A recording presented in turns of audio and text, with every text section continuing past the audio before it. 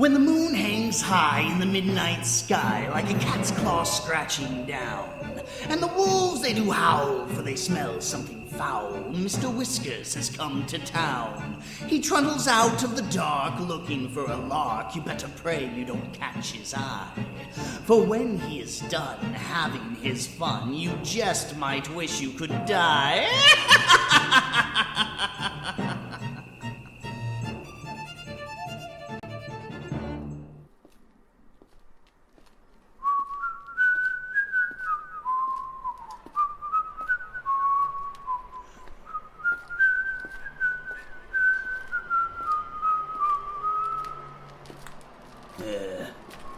One of the irritating things about infrequently possessing mortal bodies is you don't really get used to lips all that much. I mean, I can speak just fine, but whistling becomes a bit of a challenge. Ah, well. Oh! Welcome back, kitties! I have to say, I've tried the Firefly Vodka Sweet Tea Blend, and I quite enjoy it. In fact, I even bought a second bottle to take home with me. Now, I'm going to provide you with a quick recap before we jump into our story for the evening. Last time, we met a heroin addict named David. He caved into that demon on his back and went to his dealer to get his fix.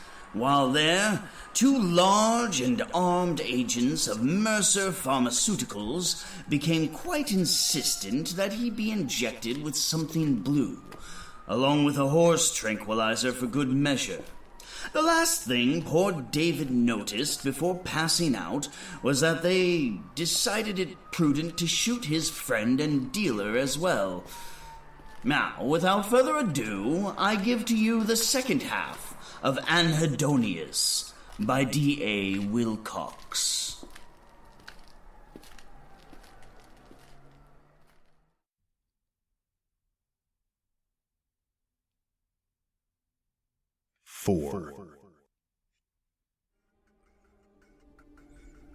Ladies and gentlemen, the middle frontal gyrus and lateral sulcus are destroyed. We are down to the intraparietal sulcus and the occipital gyri. Then a few inches of skull, some skin and hair, and the peaceful end to it all. But this is when time will slow down even more. This is when I'll be able to make huge, sweeping changes, if I can. Maybe I can save some of them. Maybe I can make Mercer suffer more than he did the first time around. There are plenty of maybes that I want to bring round full swing. We'll see what we can do. This is weird, but it's about to get downright fun.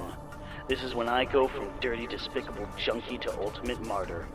Roll all of those personal favorites of mine into one and thank me later when they aren't chopping up your neighbor's mother to cure your lung cancer without telling you where the miracle came from, because you wouldn't take it if you knew. This is my moment, when I'm... before the bullet destroys my amygdala and epithalamus and I forget them. Andy DeFresney, Neo, King Leonidas, Rocky, Inigo Montoya, Marty McFly, Frodo Baggins, James Bond, Han motherfucking Solo. I open my eyes slowly, disoriented, and it all comes flooding back when I realize that I am in a brightly lit white room instead of my dark hovel above 28th Street.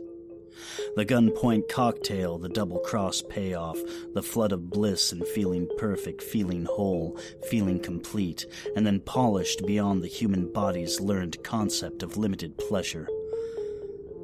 When this is all over and they have their data. Captivity. I'm a guinea pig. This must be some sort of clandestine high-security lab at Mercer Pharma. I am a prisoner in what I can only describe as a sealed-off prison cell of reinforced glass with interlocked walls on each side. My body should be lingering in the shadowed reality of waking up sober, dulled and paying the price for what I've put into it, but the withdrawal isn't there. Men and women in lab coats are standing outside the cube watching me like a confined rat in an experiment, jotting notes down on clipboards.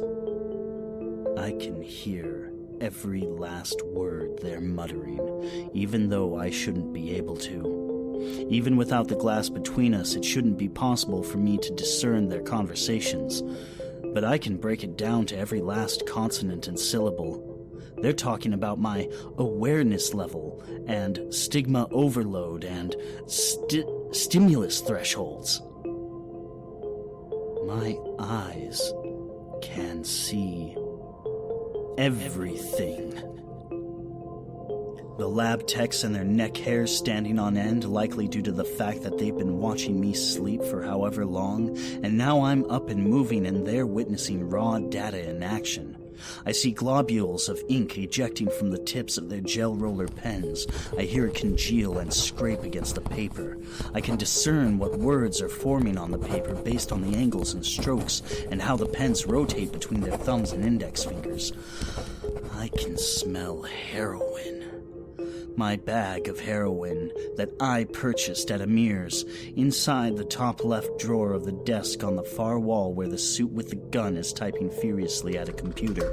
From across the room, I can see every key that his fingers smash in sequence, and I can see the words he's forming, spelling out visually in live time inside my brain. Even though the monitor is turned with its backside to me, he's typing something up about unavoidable collateral damage. And how unpredictable and dangerous I was. Some kind of rundown report, mostly false and manufactured to make it seem like Amir was shot by me before they got the gun back and put me under.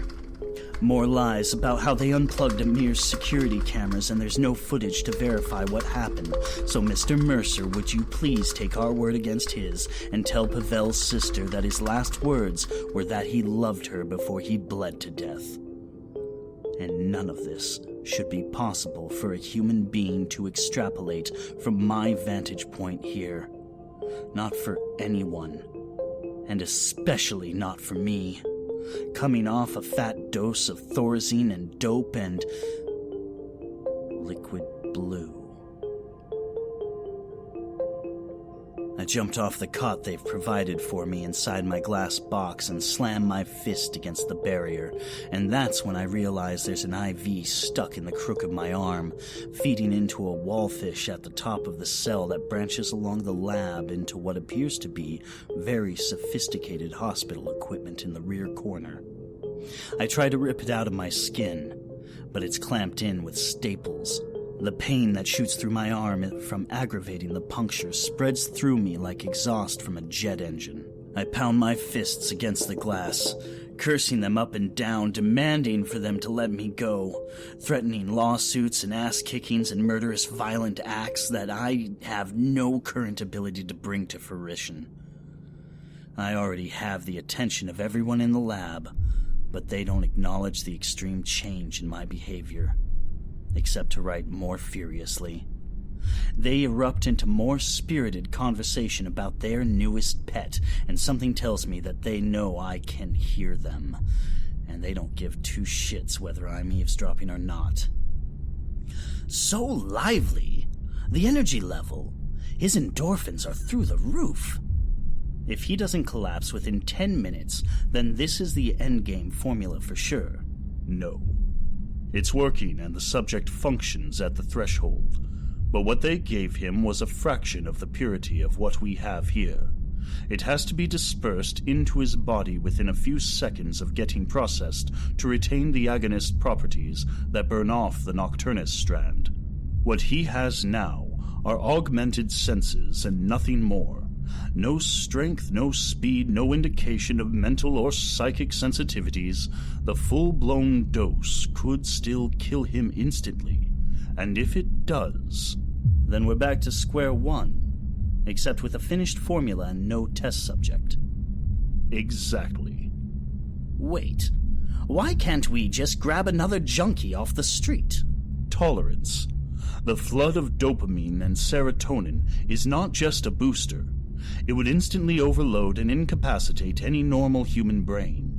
The formula intakes through the mu agonist receptor, which has been reformulated by this one's opiate use. He's the only person who has injected Pavel's diacetyl morphine at high levels for years, and Pavel is the only known source of 90% purity or greater in the city. So we find more of his loyal customers. Except he's dead. Coughlin shot him. Those fucking idiots. To save $1 million? Are you serious? Just the equipment in 3 square feet of this room costs... Trust me, we're aware. They weren't. And Pavel's phone is coded. It's all nicknames and street slang. Even if we called them and illegally triangulated where they were, there's no way to know what their level of use is, or if opiates are even their drug of choice. He sold lots of different substances. And there's the worst part. Miranda Pavel doesn't know he's dead yet. Oh, God. Oh, God. What if she goes to Mercer when she finds out?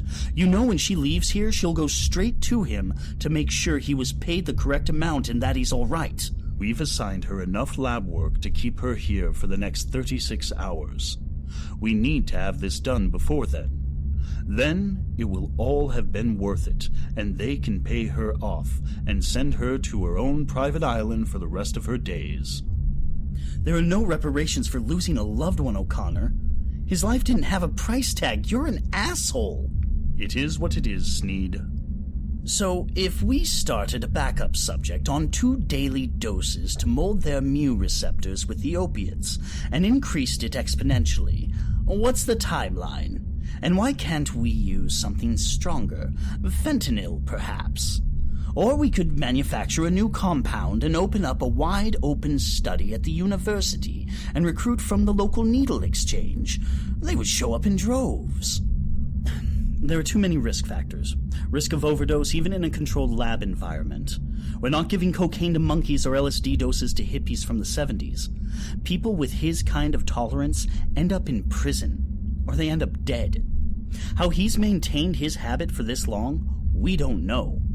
He may be a dirty junkie, but he's damn good at it, and a unique one at that. Even if we got the exact dosage right, and increased it by 5% per day, hell, even 25%, it would still take 2 years of induction on a fresh subject before we could even think about giving the real formula to them. If we got extremely lucky and found someone near his addiction level, or even someone beyond it, then maybe we'd have the green light for Mr. Mercer. But Miranda will blow this whole thing wide open. If we don't have a data feed on the finished formula inside this man's body, transmitting data into the hub with him alive and kicking before the sun comes up, we can kiss our jobs goodbye. I can guarantee you that. Mercer will hire a fresh new batch of grad students from Stanford and send us packing. So now you see, this man's life is precious. Give him a dose of his stash. He has to stay content, and he only cares about one thing. How hard can it be? I back away from the glass and fall back on the bed, drained of my willingness to protest any longer. One of the lab techs takes my bag from the drawer, opens the cap off my drip line by the equipment hub, and dumps half of it into the saline bag. It instantly goes dark brown, and I see it creep through the tubes, running along the ceiling until it reaches my arm. An overwhelming urge to scratch an artificially induced fit of itches undulates through me, accompanied by a tidal wave of euphoric warmth, amplified by the residual synergy of liquid blue. The fiend begs me to stand up, apologize to them for my erratic threats, and ask them to give me the rest of it. His receptors should be as primed as they can possibly be right now. Raise the divider. One of the techs pulls a lever on the main control panel, and a portion of the far wall retracts, revealing a series of cells like mine, with other people trapped inside. There's a dozen of them. Some are screaming, some are crying uncontrollably. Others appear to be motionless and trapped in their own heads, staring at walls or floors or ceilings, possibly sedated or tranquilized. Each of the cells has unique differences, with different mechanical setups, but they're all connected to a hub of IV lines that feeds into the same panel that mine are hooked up to. As you know, the oldest and seemingly most seasoned of the scientists begins. There's a unique blend of chemicals released by the brain and body at the point of death. There's a certain time window that opens up for us to harvest the framework of the true Illuminatus dose, with yields varying based on the subject. How they die is not so important as how they feel about how they die. It comes down to one thing: fear, Sneed said. We've seen 20 to 30% yields from terminating subjects with lethal injection. Those are the lowest, probably because there's no pain or suffering involved. We've tried systematic and strategic dismemberment, which works to a more successful degree than quick and painless methods. But immolation and electrocution are the best methods by far. They're about equal depending on the subject. Doesn't the subject's personal psychological profile fluctuate the yield by as much as 20% over the top? For example, if we asked them, would you rather drown or burn to death, and they chose one or the other, and then we use the method they don't prefer, we end up with the highest yields, correct? It's true. I think it's safe to say that everyone on this team knew that ethics and conscientious objections have no place here in the name of accomplishing what we set out to do for Mr. Mercer in the first place. Needless to say, there's not a strict enough non-disclosure agreement that could be drafted by an army of lawyers to cover you if there are any leaks on this. What's about to happen stays in this room. If any of you have any last-minute objections, now is the time to leave, and pretend you were never here. The company won't retaliate against you if you back out before Alpha Phase begins. But once you're in, you're in.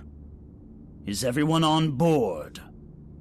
I've fully debriefed them about the consequences of anything but bullhorn determination from this point forward, O'Connor says. We are men and women of logic. What is the ultimate form of logic? The ends justify the means. We didn't fuck up and leak the first Nocturnus. Everyone who worked on that project is dead. All we can do is clean up their mess before anyone ever finds out it exists.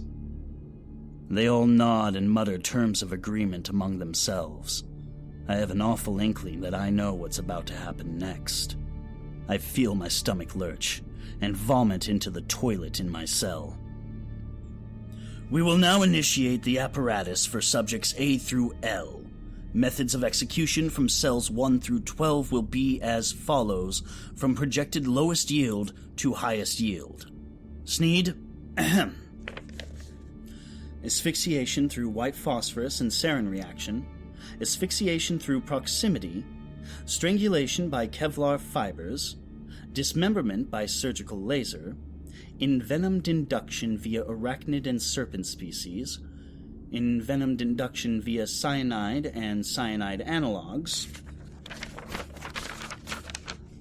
Chemical immolation. Flamejet apparatus immolation. Drowning via waterboarding apparatus. Drowning by submersion. Implosion via vacuum apparatus. And last but not least, and by far the greatest yield we can expect to see, organ failure via compaction. There will be a singular data feed with a short break in between each method. We have a yield line going straight to the Anhedonius alpha. We can't give him the dose until we've synthesized the yield from all 12 subjects together. If at any point, the lead tech begins, our vital signs for Anhedonius begin to drop, we'll engage the kill switch and block the feed. Don't watch. Turn the fuck around, this will stay in you forever. But I do. Why? Because the Fiend is in control. The Fiend knows that another rush of the God-sent serum, more pure and powerful than the teaser he's already greedily devoured, will be cruising through the savage line that connects us to them. He doesn't have to watch to receive it, but he wants to know the very moment when it's coming. He wants an instant-by-instant timeline, the selfish evil fuck. Tears flow from my eyes.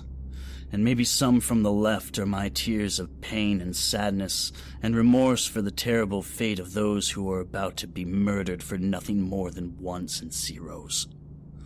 But then again, the tears from my right eye, the tears that the fiend controls, they might just be tears of joy and happiness. Yes, he is that fucked up. And in this moment, when I see the lever labeled A-B, engage, I vow to purge the world of his influence, even if it's at the cost of my own life, because I have to avenge these helpless people. These people who aren't like me and deserve to live. These normals. The phosphorus bomb detonates in the first 2 cubes. But it's not just phosphorus, that's the base. But the catalyst has to be something much more sinister. Before it saturates the spaces completely, I see their handprints on the glass, and for the briefest of moments I am filled with hope, because I can see the outlines of the man and woman inside, and they're not thrashing or screaming. But then Sneed's goddamn voice. Organophosphate environment primed. Deploys cyclosarin reaction. Condensed beads of moisture build on the interior walls of A and B as the gas flash points into liquid on every surface in the cell, including the skin of the 2 victims inside. Sneed again. Deploys suction. What's left of the phosphorus dust and vapor zips through the vac lines, dropping instantly like a curtain call to reveal the most horrific sight that my eyes have been unlucky enough to behold in my lifetime. The boils on their faces and arms are juicy and bulbous, until the liquid fully absorbs and they burst like Snickers and Cheeto-birthed pimples on the face of a fat 7th grader. They are sizzling, but the burns and boils are not what's killing them. I've seen a few overdoses in my time, and as much of a vile and disgusting piece of shit that I am, I've never let anyone fall out completely in front of me. I've driven those junkies to the hospital, kicked them out of my car onto the curb, and sped off into the night before anyone could question me, but they lived. I've stuck my fingers down the throats of people I've barely known to depress their tongues and force them to gag and puke up the vomit, to purge it and expel it and get it out before it chokes them to death. And ironically, now all I want more than ever is for that disgusting feeling to come back and wash over me in overwhelming waves, because that would mean I'm helping A and B. But I can't. Because there are 100 barriers between us. Barriers of impossible glass and fatal gas. Barriers of evil fucks who can already see dollar signs, and one final barrier that's inside me, licking his fucking chops and waiting for that IV line to fill up with blue murder juice. It doesn't take long at all before their eyes go deadshot and A and B asphyxiate completely on the bloody backlog of vomit in their throats. There's still steam and vapor rising off the boils when they drop to the floor. The fiend is nearly tap dancing now, waiting for that rush. O'Connor reaffirms his jubilance. Yield on cyclosarin asphyxiation is marginal, 39%, but that was to be expected. Death is guaranteed within 1 to 3 minutes, as you all know. Can I release the feed? I expect the old guy or Sneed to give O'Connor his orders, but instead it's a new voice. No, Linus. Save the feed until all the cycles are complete. An old man wearing $100,000 enters the party through the sealed airlock where the suit who shot Amir is typing away. His Rolex is custom made, and with my augmented vision, I can see the WM logo that was on the liquid blue vial encrusted with diamonds under the face. William Mercer. The scientists break into a round of applause, falling all over themselves to shake his hand with the freshly gassed corpses of the first two victims still marinating in the byproducts of the sarin like an afterthought. "We're glad you're here, sir. Are you sure you don't want to wait until we've prepared the full dose? Harvesting this yield will be quite gruesome." "No. I came down here precisely because I wanted to witness the yields. In fact..." Mercer pauses and pulls a video recording device from his blazer. "I'm going to capture it forever. When we cure cancer, when we bring back the dead, when we overcome every medical obstacle and leap over every biological scientific hurdle that has plagued man since the beginning of time, we will show them that this is what had to be done. Nothing is gained without sacrifice, ladies and gentlemen. Nothing." He's got them captivated, awestruck even. They believe that what they're doing here is benevolent and virtuous and good.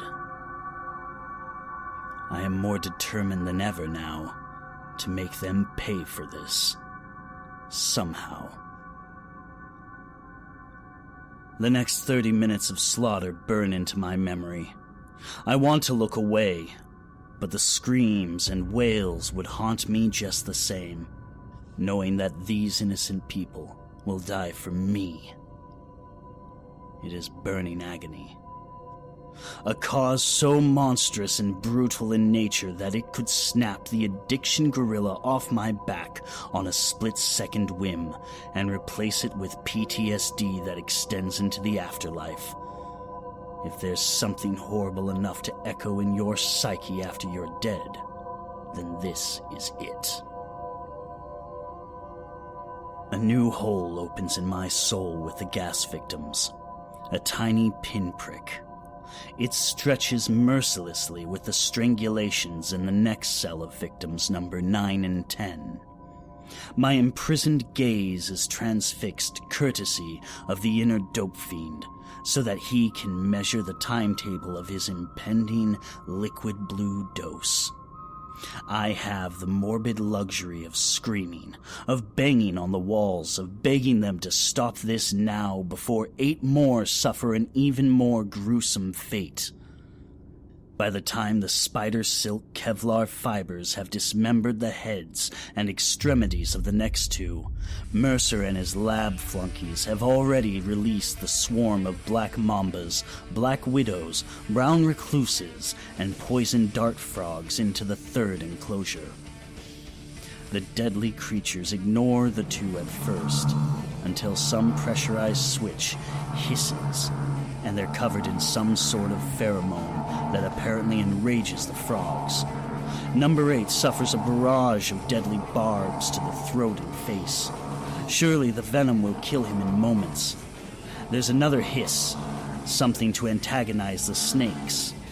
Perhaps the poisonous arachnids are a backup plan just to cover their bases. Number 7 hugs her knees in the corner, screaming, kicking at the 2 mambas with her bare feet, but to no avail. A black widow crawls up her leg as she's preoccupied with keeping the snake away from her, and the sudden movement of her kicking causes both to strike simultaneously. The snake's fangs rip a hole in her foot. Then there's another bite at her calf. Then another. It continues to strike with a lightning rush of pheromone-induced ferocity, and it tears into her pelvis, using the bone there as a leverage to depress its fangs into her flesh as deeply as possible.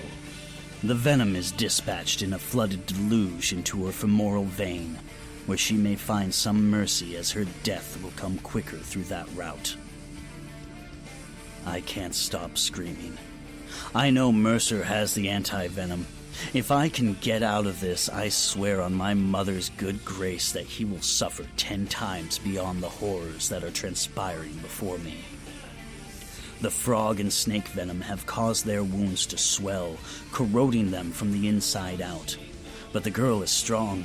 She grabs the snake off the floor and wraps it around her neck, clawing into its skin with her fingernails, forcing it to constrict around her throat in a sickening effort to strangle herself so she can stop the burn of the poison. Oh, nice. Give her points for creativity. I think an applause is in order. Our yield just jumped up a good 9%. Sneed exclaims. Disrespect the dead again with a little outburst like that, Sneed, and I'll make a cell for you too, Mercer says coldly. There's no time for me to dwell on any of it, because the next cell is already activating. Wait, Mercer abruptly commands. Stop operations for a moment. Dump the remainder of the diacetylmorphine into Anhedonius Alpha's drip line. We are halfway to pure induction, and his mu receptors need to be wide open. Use our pure lab reserve if there's none of Pavel's left. We need him primed and ready. Sneed, what's our yield rate looking like? Almost 30% above what we expected after 3 cells. The Nocturnus capacity has already reached 55. Excellent! For once, something is progressing better than we planned. Proceed with the flame jets, the water tank, and the cyanide blaster, Mercer says, like a little kid on Christmas morning. Yummy.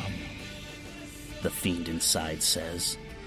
Blue, fuck Roxy and Helen and all those short-acting bitches. Here comes the blue.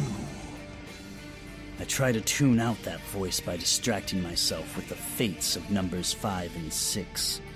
Watching someone drown in a sealed tank, and then another person burned alive back to back within 1 minute will take your mind off anything.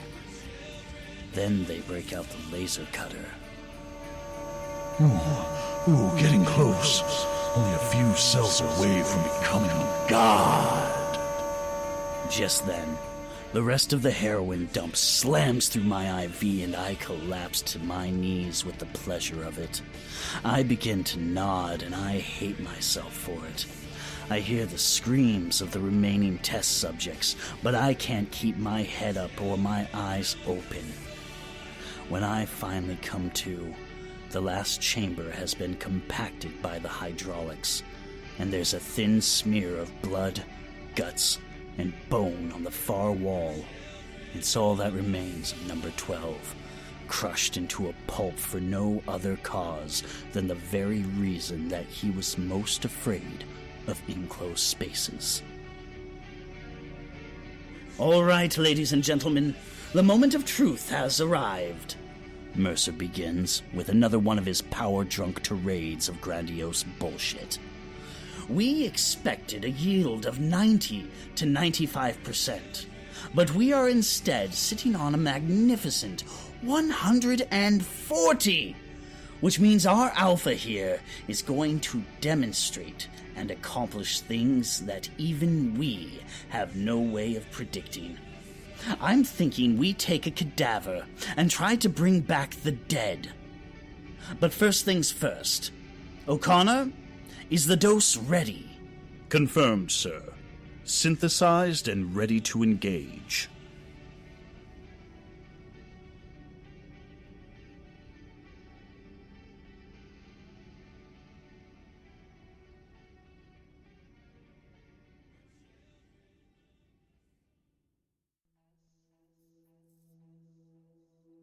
Five. I awake to more screams from those who are already gone. Not on the outside, but inside my head, inside my veins, inside my soul. The rush isn't like anything I've ever experienced. A surreal flood of raw fear, the dread of certain death. They are gone, but the echoes of their terror reverberate and bounce around in my head as the world glazes over in front of me. It's another slipstreamed bubble with a time differential.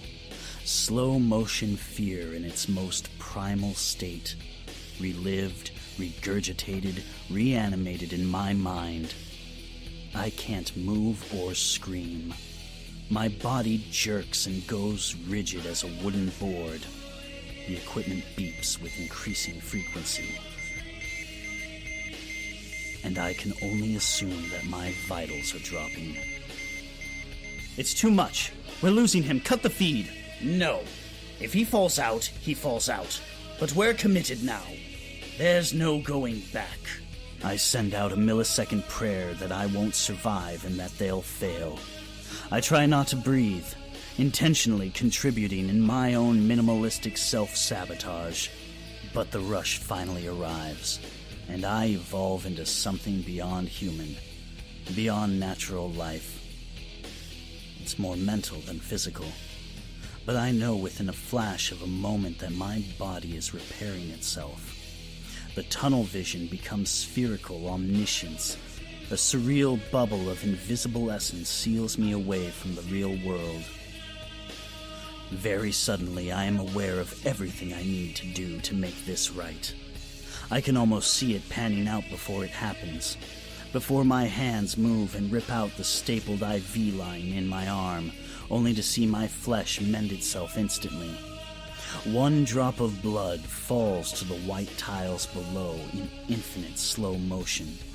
By the time it hits the floor, the entire plan has played out in my head, down to the last detail. Mercer approaches a glass, and our eyes burn into each other's souls.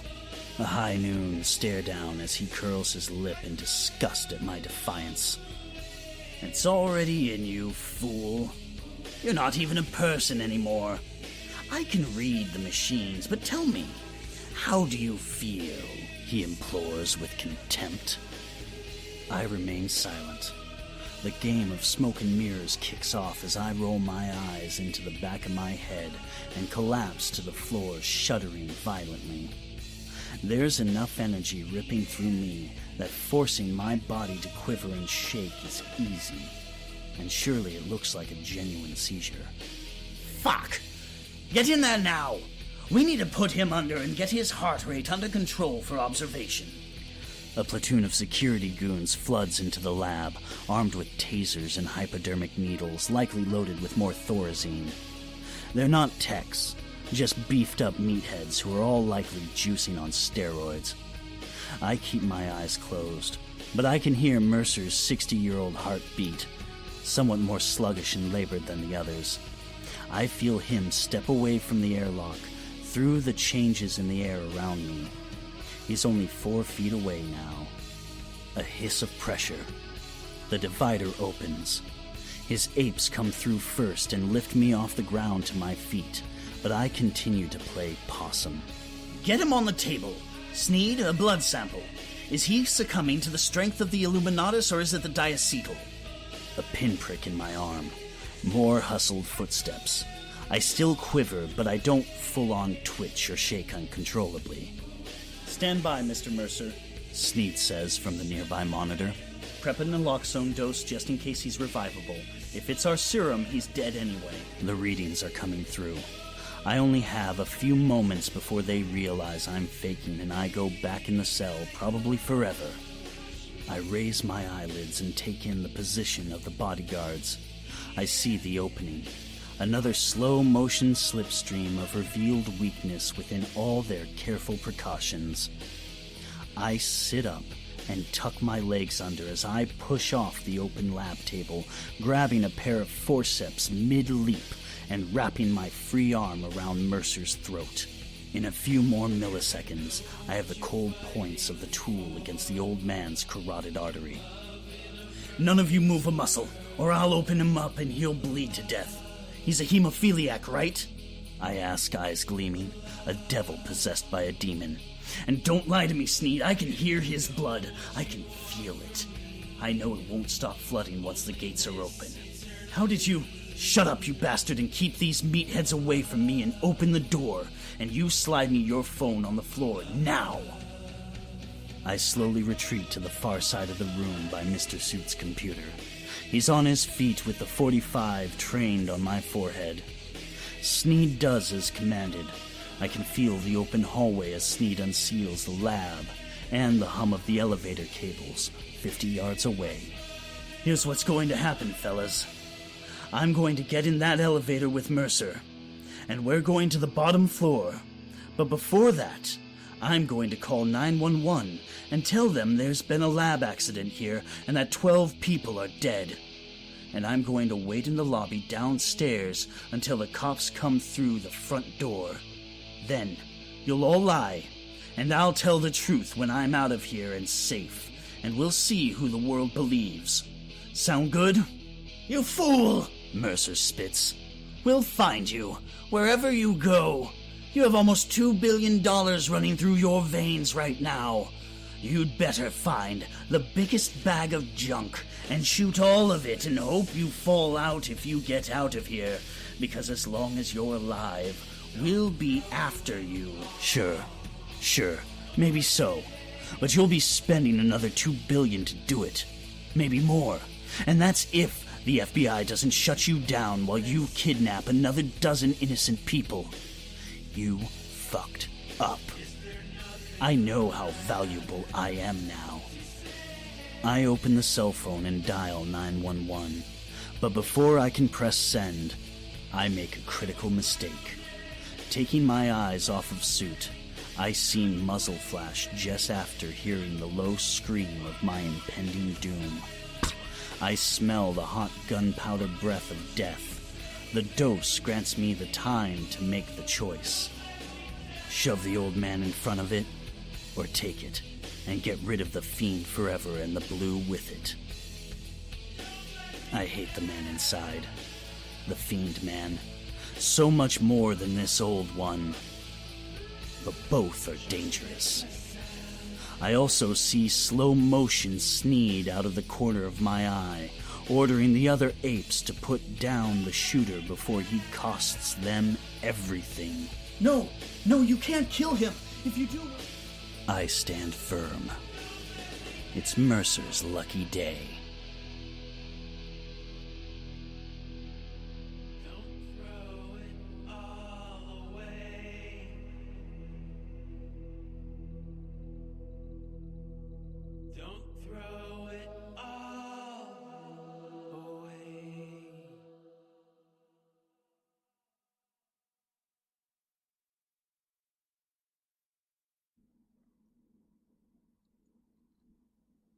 Six. The bullet rips a hole through my forehead, and I'm astonished that I can feel myself blink at the force of its impact. This is square one, where the rehashing first began. I feel Mercer scurry away as my grip around him goes weak, but my brain thinks fast enough to force sleight of hand. I snag his keycard off his belt before I start to fall, before he gets too far away from me. I'm dead. For a moment, at least. I keep waiting for the life-flashing slipstream, but I don't get a second playthrough. This is it. But at least only 13 died, and not 26, or more. The numbers don't really mean anything when the sizzle reel hits the last frame. The blackness feels better than anything that came before it. It's permanent peace. Except there's this small speck of blue scurrying around in the abyss. Lifetime again. I feel the edges of the skin and the fragmented bone and the blood itself all coming together like a colony of worker drones, repairing the damage before I fall to the floor. My hands are out in time to arrest my descent before I faceplant and smash my face against the tiles. It's all new. This hasn't happened yet. It's all new in liquid blue. I keep the soundness of mind to snag the keycard just before it hits the floor, although the phone is out of reach. I backpedal through the last airlock in the hallway before the goons are within 10 yards of me and slide Mercer's passkey through the device outside. It slams shut, sealing them inside until they kill his badge in a few minutes through the computer. I already hear O'Connor's fingers pounding furiously at the keyboard. I realize that I underestimated Sneed when he kills the lights as I'm halfway down the hall, sprinting for the elevator. I improvise and turn left, doubling my pace to the red exit sign at the forked end. I can still beat them down the stairs. Maybe. I feel the impact of metal against metal through the door, but it's coming from the floors below me. Cylinders of steel humming with a low electric current. Deployed maglocks, which I should have known would be on every door in every stairwell of this building. They want me to go up to the roof, and I have to. It's the only chance I have at open space, where the blue gives me a true advantage. They have no idea how much, though. My mind races with what could be waiting for me at the top as I bound up the stairs, 3 at a time. They wouldn't be letting you go up there unless... Unless what? I reach the door to the rooftop, which would almost certainly be locked in any normal building, but the undeployed maglock taunts me, an ominous harbinger of doom. The night air kisses across my skin and gives me chill bumps as I go through the door, but the weather is perfectly still. The wind is from the rotors of the helicopter on the other side of the roof. I hold my hands up and slowly backpedal until my heels hit the lip of the precipice and there's nowhere to go.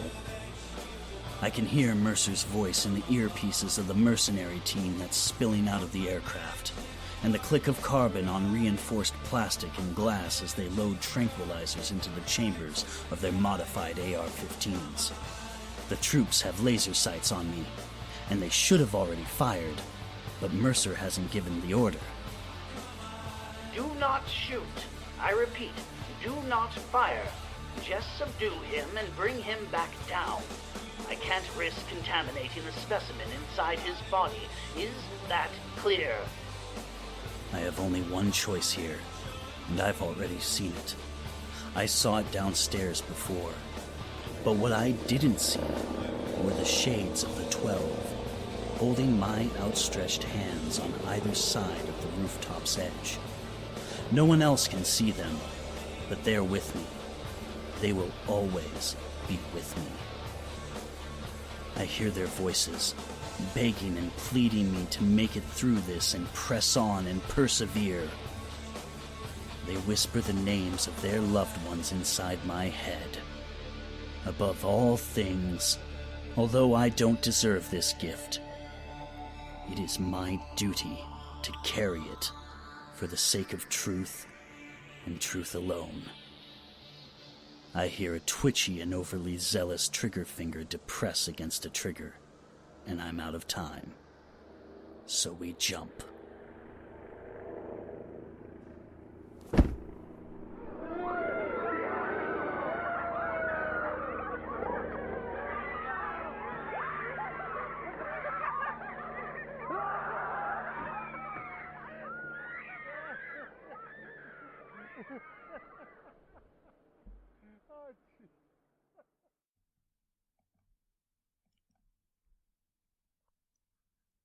Seven. I scream through the entire free-falling descent to the pavement, many stories below. I'm ashamed that I find myself leaning forward to ensure that my head hits the concrete first, because maybe that will be enough to take me out of this fight for good. But it's not. Not even close. I feel hundreds of bones shatter all at once. I feel the curve of my forehead caving in to a bloodied and impacted parabola. My body warps immediately afterward, like a lone scarecrow fraying and ripping apart in the gale force of a tornado. I hear clicks and flashes of cell phones and gasps and wails as bystanders and pedestrians on the street bear witness to my destruction. But then, the screams shift from horror to astonishment.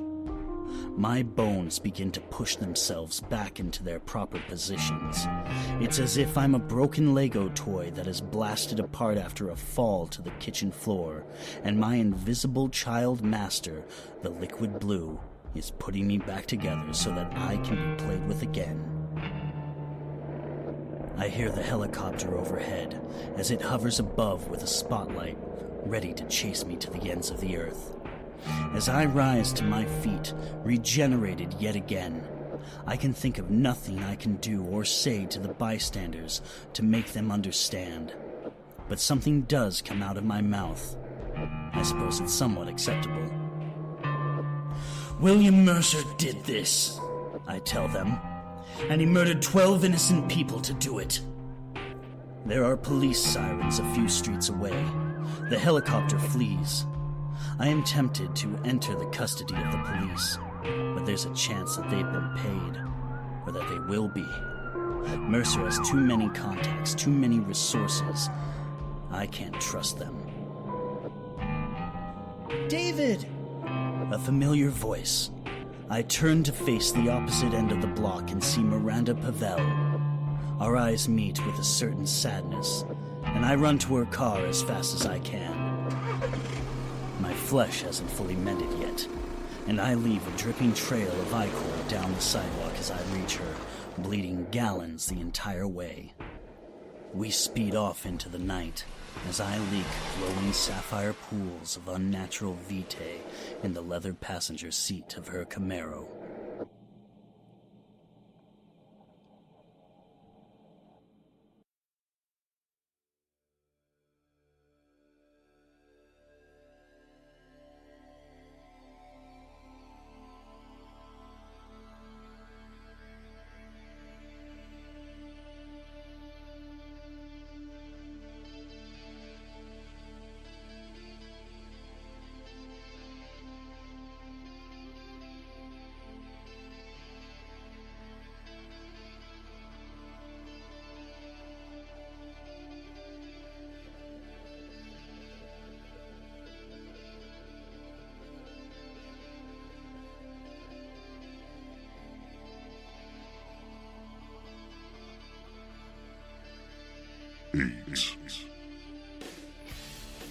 I wish I could tell you that William Mercer went to prison for murder and his pharmaceutical company went under.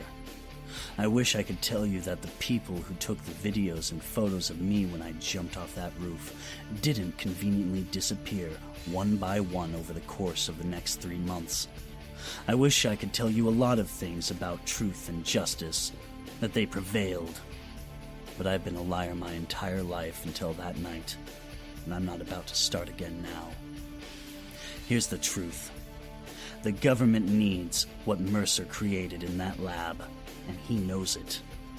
I am somewhat unique, but I am not one of a kind. They'll find another eventually. Anhedonius Beta is inevitable. But they won't cure cancer or bring back your loved ones when they succeed. Not you, and not me. There's too much money, too much power, too much control at stake for them to do that.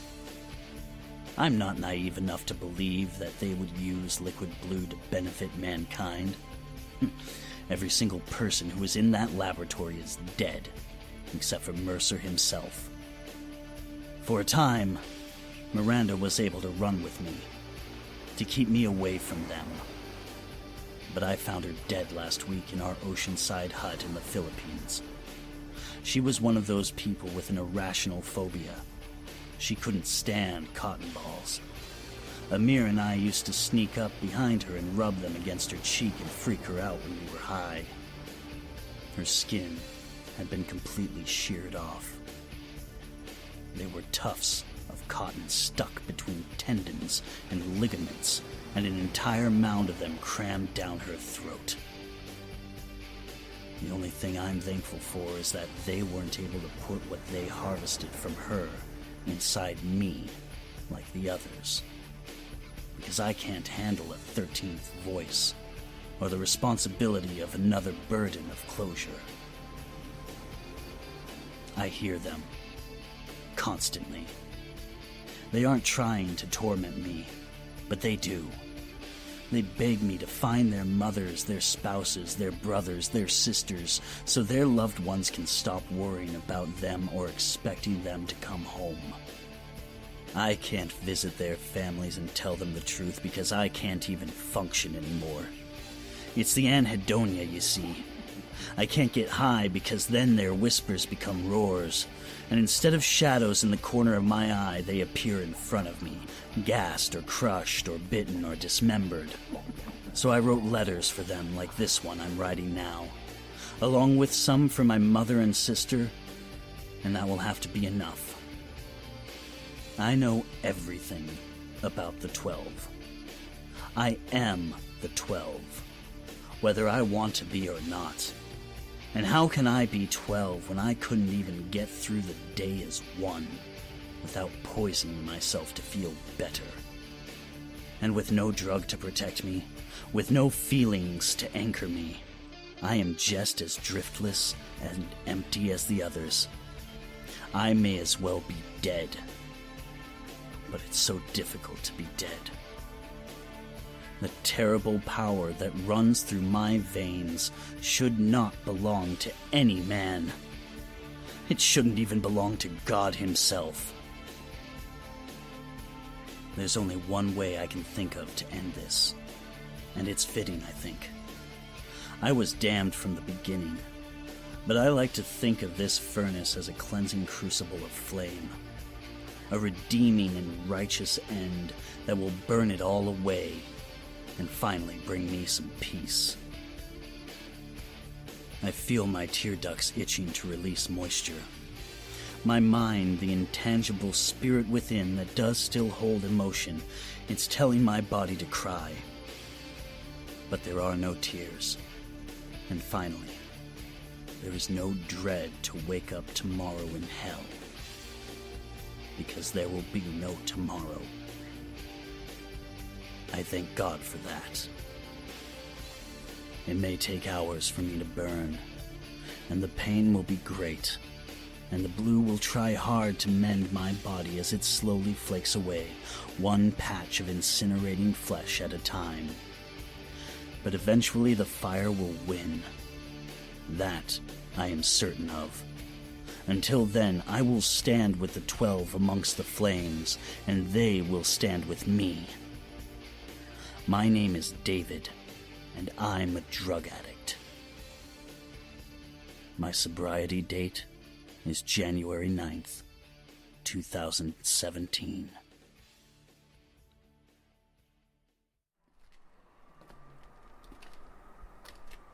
Welcome back, kitties! Thus ends our tale of drugs, human experimentation, and the very literal sacrifices made in the pursuit of science. Though I have it on reasonably good authority that we might hear more about the Anhedonius drug. So we shall have to see who comes out the winner in David and Liquid Blue versus the Fiery Furnace. Or is someone else going to take up the fight against Mercer Pharmaceuticals? We shall have to wait and see. We shall have to wait and see. Of course, heroin addiction is a very real and serious thing. So should you or someone you care about need help, you might look into visiting heroinaddictionstories.com. You can hear testimonials about people who have struggled with heroin addiction, or you can call their 24-hour hotline at 888-339-7630 and get the help you or your loved one might need. Once again, that is 888-339-7630. Well, alas, my friends, the time has come. I do believe our story is done. I am afraid that I must fly. So long, farewell, and please, don't die.